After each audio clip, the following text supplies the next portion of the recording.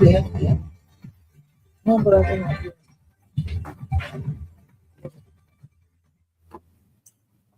Hello and welcome to ELBC Newsline. Today is Wednesday, March 4, 2026.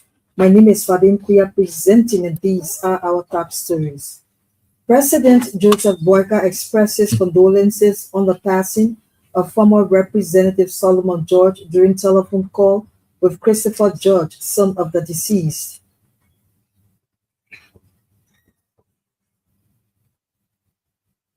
Ministry of Finance launches five-year strategic plan to boost national development. LIBOR calls on United Nations to treat digital education as strategic security policy in conflict zones. And on the international scene, Nigeria suspends pilgrimages to Israel and West Bank amid Middle East crisis. These stories and much more, including sports, the weather forecast, the news in Liberian English and French. But first, Emmanuel Colley and the news bulletin. President Joseph Boakai has extended condolences to the family and constituents of former Montserrat County District 7 Representative Solomon George following his passing on Friday, February 27, 2026. An executive mansion release says President Boakai held a telephone conversation with the deceased first son, Christopher Solomon George, in which he conveyed heartfelt sympathy on behalf of himself and the government. The president assured the bereaved family of government's full support throughout the funeral arrangements and all related activities as they prepare to lay their beloved father, distinguished father servant, to rest. President Sibuaka said, with profound sadness that the passing of former Representative George represents a significant loss to the people of District 7 Montserrat County and to the country as a whole.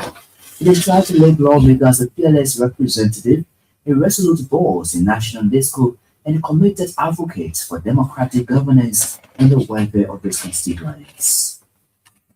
At the same time, President Joseph Boakai has launched the 2026 National Ramadan Rice Distribution in Monrovia. The exercise is part of the president's annual contribution to members of the Muslim community during the month of Ramadan. Minister of State for Portfolio Muhammad Ability launched the rice distribution exercise Wednesday on behalf of President Joseph Boakai. According to municipality, the annual process is targeting several malls across Montserrat and other counties, as well as a vulnerable population. Municipality conveyed President Boakai appreciation to the Muslim community as they continue to intercede on behalf of the nation and the people. Meanwhile, the benefiting malls in several malls lauded President Boakai for the gesture and promised to continuously pray for Liberia's peace and prosperity. The National Muslim Council of Liberia has expressed gratitude to President Joseph Boakai for donating rice and other items to the Muslim community. National Muslim Council Chairman Alhaji Ibrahim Pomar Sharif noted that the items donated by the Liberian leader will alleviate constraints faced by some Muslims who are fasting. It recalls the tremendous support President Boakai has given over the years, including dialogue with Muslims and assisting them to perform Hajj in Mecca, among others. The chairman of the National Muslim Council of Liberia prayed that God will continue to bestow blessing on President Boakai as he steers the affairs of the country. He pledged the Muslim community commitment to sustain peace and coexistence with their Christian brothers and sisters. The Ministry of Finance and Development Planning has launched its five-year strategic plan. Speaking Wednesday at the ceremony in Como Town, UN Residence Coordinator Christine Omutune says the plan must impact the livelihoods of the people. But Omutune wants the ministry to work diligently to ensure the plan delivers all the needed services to every sector. This is to support the implementation of the plan in the state government, civil society, and the sector of population to ensure that this plan delivers meaningful results for all residents at national, subnational level. She noted that the development of Liberia does not tie around a single ministry or agency, but requires the efforts of all government institutions, including partners. Bana Omutuni also pledged the United Nations support to the Finance Ministry's strategic plan, noting that Liberian government's development agenda aligns with the United Nations framework. Meanwhile, Finance Minister Gosling Kapoor has termed the ministry's 5-year strategic plan as a holistic framework. Mr. Kapoor disclosed that the plan cuts across every sector of the governance structure. Primary objectives to improve the well-being of Liberians. He believes when government does not perform well in its service delivery agenda for the people, its failure will be attributed to the Ministry of Finance. So civil servants across the entire country. The prayer is not for development part of the home, but the prayer is for all the ministries, some of whom are here, foreign affairs, justice, LRA. The reason is that if the Ministry of Finance performs well, most likely the government performs well. Mr. Gafron spoke Wednesday in Pomotown when the Finance Ministry launched its 5-year strategic plan. The plan was launched under the theme Transforming Priorities into Strategies, the pathway to efficient service delivery. The government is hosting a high-level delegation from the Export-Import Bank of Korea and IGD and Company. The visit is part of the 2025-2026 KSP African Development Bank Joint Consortium that focuses on enhancing domestic resource mobilization in Liberia with evidence-based policy reforms. According to the release, the Ministry of Finance is playing host to the Korean delegation. The initiative is a research grant from the government of the Republic of Korea, valued at over $260,000 on its knowledge-sharing program, the KSP. The project is being implemented in partnership with the African Development Bank, the only international development partner participating in the mission. According to the Finance Ministry release, the study will assess existing systems, identify gaps and constraints, and propose practical strategies to enhance revenue performance, institutional effectiveness, and macroeconomic stability. The delegation will hold consultation with key stakeholders and convene a launching seminar on Thursday in Monrovia to formally commence the research activities. Meanwhile, government says the results from the research will culminate in a final report with policy recommendations to be issued in July 2026. The report is expected to guide reforms aimed at improving domestic revenue generation and strengthening Liberia's fiscal sustainability.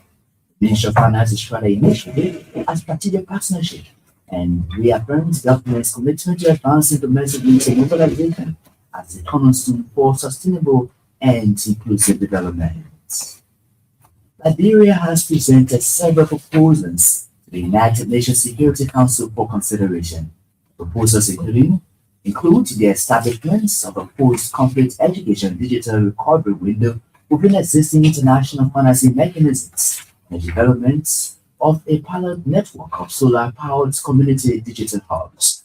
Liberia's recommendations were delivered in a statement by the country's permanent representative to the United Nations, Ambassador Louis Brunner, at a recent Security Council meeting in New York, the United States. Ambassador Brown also called for a voluntary coalition of governments, technologists, and educators to design low offline first learning systems for conflict environments. He noted that digital learning infrastructure, including connectivity, devices, teacher training, and child protection safeguards, must be embedded in every recovery framework and not treated as a secondary priority. Meanwhile, Ambassador Louis Brown says Liberia stands as evidence that recovery is possible when the world invests early and wisely. According to him, Liberia's journey from hosting peacekeepers to contributing to peacekeeping was shaped by education anchored in opportunity. Addressing a United Nations Security Council meeting recently, Ambassador Brown noted that investing in digital education in fragile contexts reduces the pool from which armed groups recruit. He believes such investments also strengthen girls' autonomy and narrows the space in which harmful ideologies take root and builds communities that choose violence over bullets. The Gender Ministry is craving the support of young people to fight against sexual gender-based violence in the country. Gender Minister Benjamin Harris Colley wants Liberia's youth population work along with the government in finding solutions to the menace. Mr. Harris Colley spoke Wednesday at Elbc interview minutes after participating in a youth policy dialogue in Monrovia. The event was organized by sexual reproductive health rights champions in collaboration with the Gender Ministry. The gender minister funds participants while pledging government zero tolerance against gender-based violence. Meanwhile, Justice Minister Councillor Oswald Toy has committed government to protecting every Liberian irrespective of their backgrounds. Mr. Toy also expressed government's readiness to collaborate with youth-led organizations to widen discussion on sexual gender-based violence in the country. The Justice Minister disclosed that ongoing nationwide prevention campaign as part of the fight against sexual gender-based violence in the country. He noted that the government has since set up a community-based reporting channel to protect Liberian women and girls against LGBT. The Gender that's Justice Minister described the policy dialogue organized by the Sexual Reproductive Health Rights Champions and the Gender Ministry as a step in the right direction.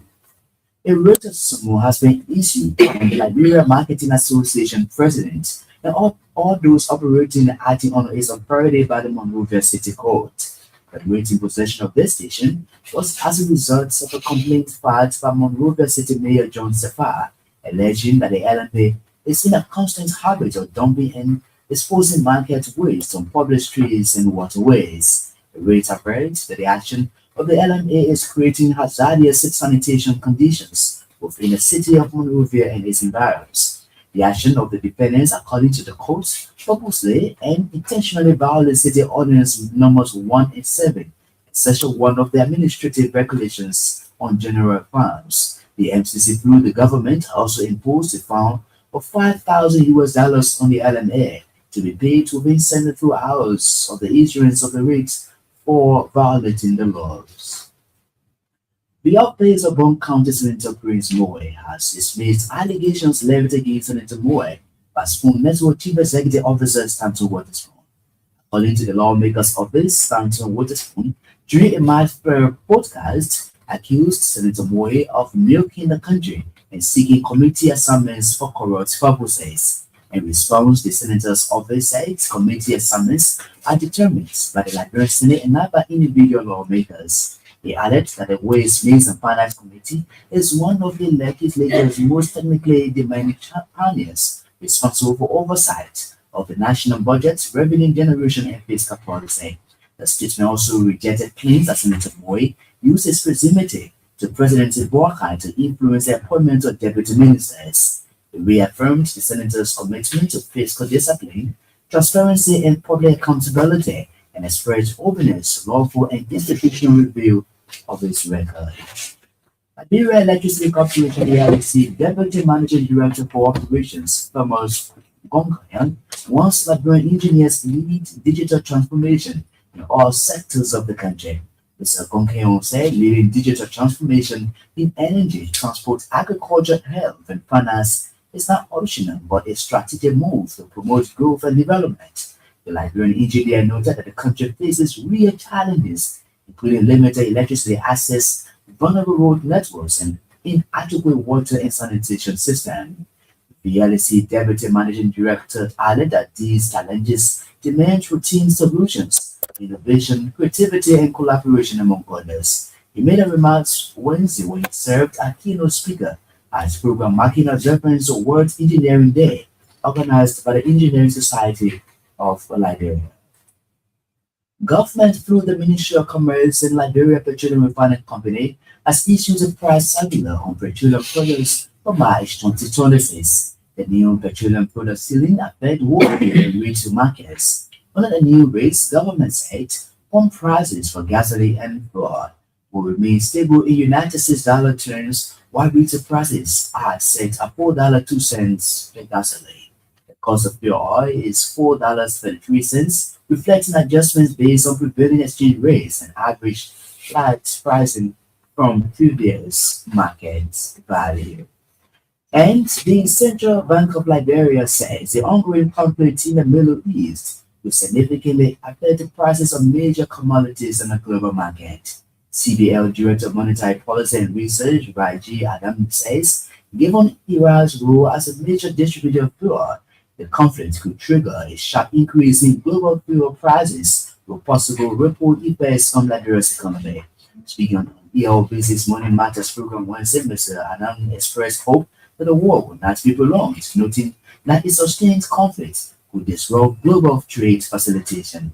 He added that should the situation persist, the Central Bank of Liberia is ready to deploy its reserves to absorb potential economic shocks and ensure the Liberian dollar remains stable and efficient. Mr. Ano said the CBN is currently following the developments closely to ensure macroeconomic stability and fair pricing.